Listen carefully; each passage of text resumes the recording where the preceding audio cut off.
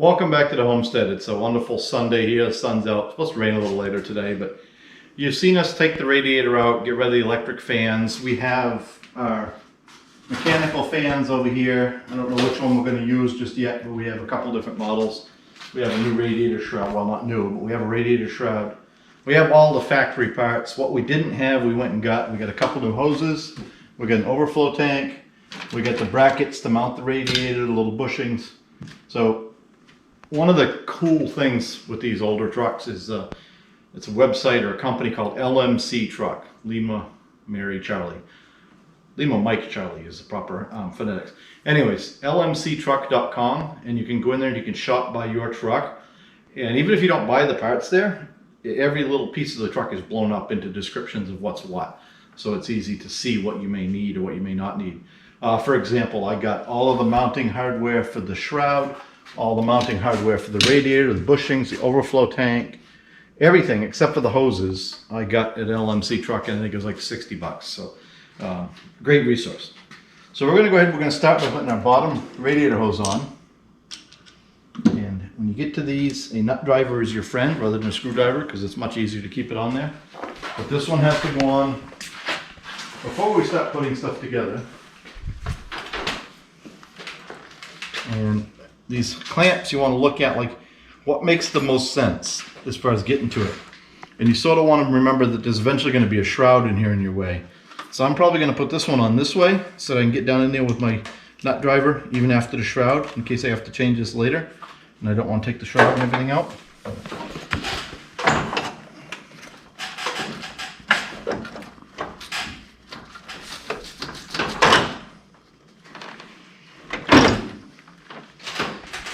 Might take a few minutes to clean off the front of the truck, but that's a whole nother story.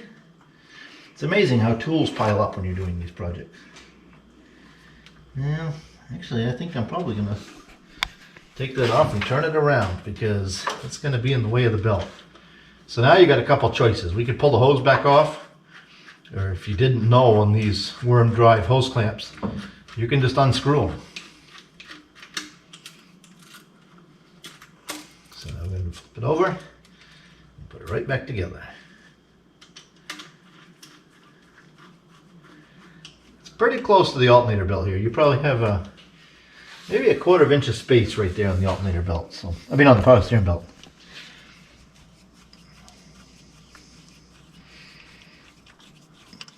And you want to make sure your hose is on past where. All the way, basically. There's a stop on the pump. You just want to make sure the hose is on all the way, and then you want to make sure your clamp is on past the little flare in the water pump or the gooseneck. And what I mean by that is, if you come around here, probably you can see it, but there's a ridge right here. So your hose comes all the way on. You want to make sure your clamp is back here, so that if it does slide, it comes up against that ridge and can't fall off. So now we're at the point where we're going to work on getting our rubbers down in here for our radiator. I'm going to clean some tools up and probably got to figure out how to get these brackets out of here. So why don't I go ahead and get these brackets out of here, clean my tools up, and we'll bring you right back. Alright, we got our new radiator. We cut our brackets off, as you can see on the floor there behind me. I'm going to take our caps off the radiator. I'm going to set it down in place.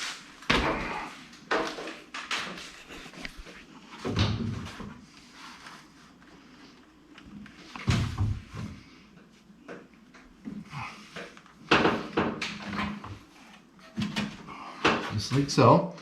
And then what I like to do is you can just put your top radiator hose temporarily on like that, and that will keep it from tipping over while we do the rest of our work. So we're going to take a couple of these and a couple of these, and there's a left and a right to these. You'll notice there's the support for the radiator and this connector for the shroud are offset from each other. So if you look at this shroud, it goes on there like that. But you can see that wouldn't work on that side. So as you can see, it would work on this side. So this is our passenger side. So we'll get over here and see if we can tweak and modify as needed because this radiator is a lot thicker than the factory radiator. So we're sort of scratching my head trying to figure out exactly what to do with it at the moment. Alright, so we've done a little modification. Of course, this is not the original factory radiator. It's a plastic and aluminum radiator instead of copper. You know, you deal with what you can get when you get into this vintage truck. This radiator is a little thicker. I did that intentionally because it's a taller radiator, so you can get the radiator cap off. These brackets are a little thin. So what we've ended up doing is just relieving this with the cutoff wheel, putting just a little bend in that, as you can see over there. The radiator is wedged in good. And then we've just taken a utility knife and carefully trimmed the rubber to fit, and that seemed to work pretty good on the other side. So we just wedge that down in there like that, and get our bolt started. I might actually have the wrong bolts. I think I do. This.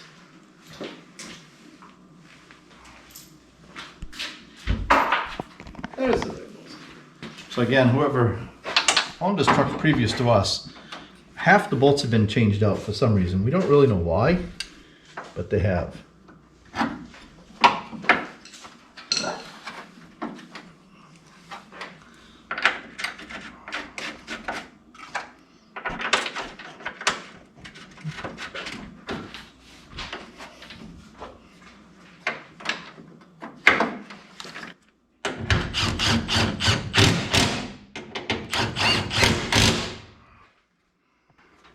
And that's about the best we're going to do. So we're going to go ahead and get the shroud and the hoses hooked up and see if we get this thing full of antifreeze. It's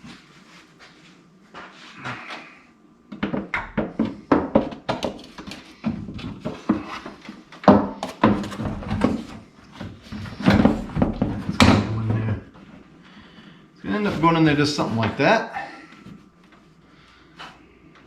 And we have to put clips in the bottom. Before we do this, we're going to want to put our alternator belt back on. And here's where you want to be a little careful, you know, holding on to stuff well. You don't want to be dropping stuff into that new radiator.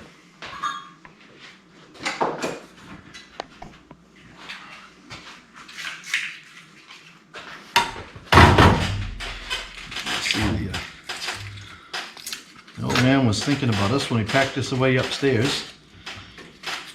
Taped all the bolts in there for us.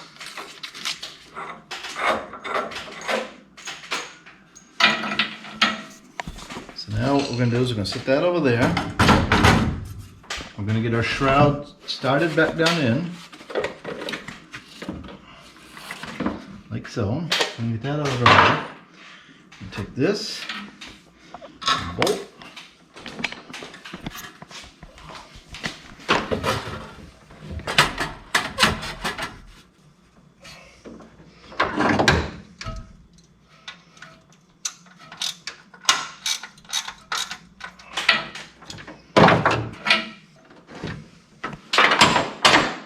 And then we get our shroud back in place. So what we're going to have to do is I'm going to have to crawl under the truck and Sue's going to have to work up here. So these clips here go on, they actually go on like that.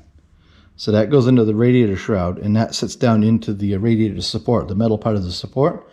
But because there's only two of us, we're probably going to put the camera down. I'm going to crawl under the truck on the creeper. Sue's going to run the shroud from up here, and we're going to get these wedged in there, and then we'll bring you back and hook up the rest of the hoses. So hang on a second, we'll be right back. Alright, so this radiator is thicker than the factory radiator by about 1/2 inch. And what I'm going to end up doing ultimately is getting some longer bolts and some spacers, and I'll bolt the shroud in like you're supposed to. But for today, in the Apocalypse truck, we're just going to wire tie this thing. After all, the radiator hose holds it in, right?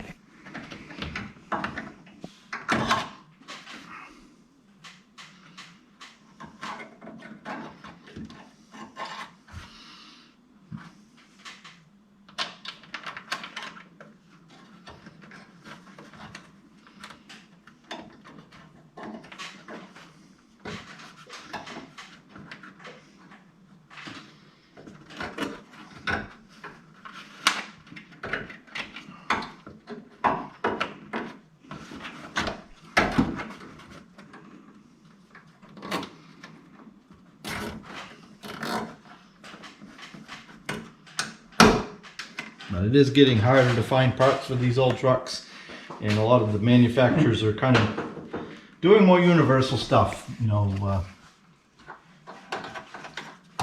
just kind of is what it is. I think this radiator actually is meant for a big block.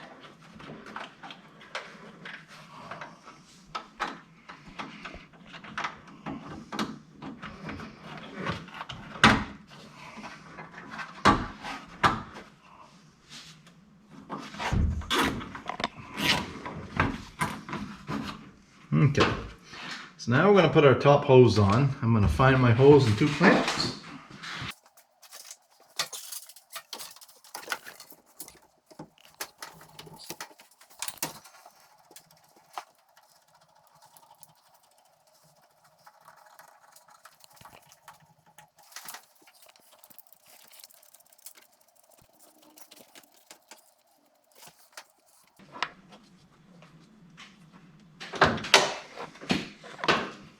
Alright, so what I have to do now is tighten up my alternator belt. And you want to be careful you don't get these belts too tight. Most of the modern vehicles now have serpentine belts and auto tensioners. This is back before we had all that. And you're just going to put a pry bar in there. And you're going to get a little tension on it. And you know, you don't want it to slip, but you don't want it so tight you take the bearings out of everything either.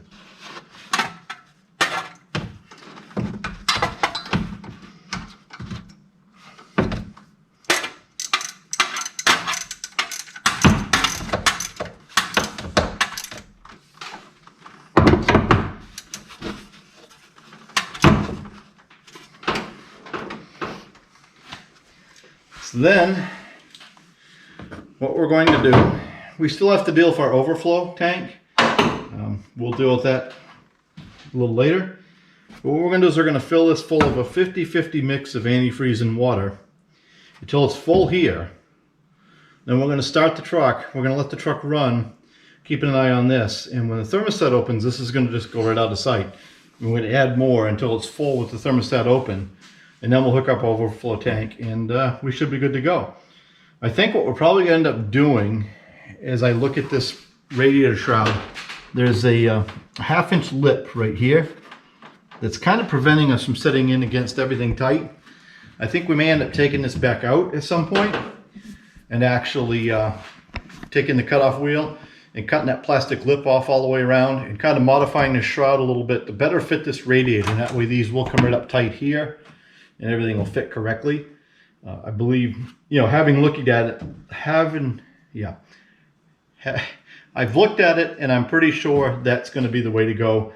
It's just going to be real easy to do that because it's plastic. And you saw it's only 4 bolts in the fan. Those bolts were a little short, so I'm probably going to get longer bolts so I can put the lock washers back on. And it's not a big deal. This hose will come out of the way enough, or you just unhook it, take the shroud out. You can actually take these shrouds apart in 2 pieces, actually stapled together right here.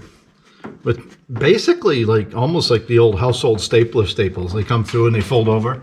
So you can peel them staples out and drill it out and put some little 1/4-inch bolts or something in there too, if you want to do it in 2 pieces.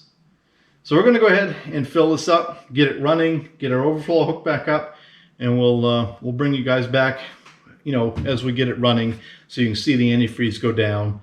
And then we'll take you for a road test. So hang on while I get everything ready, and we'll be right back.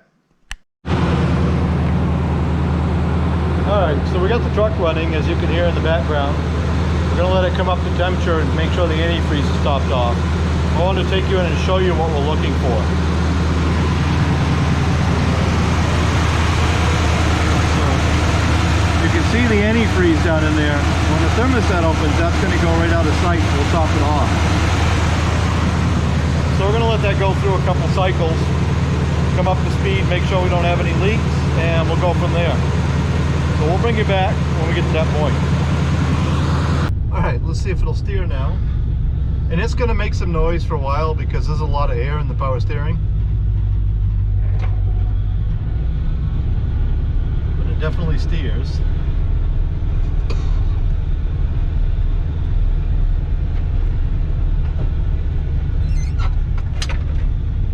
Still has brakes.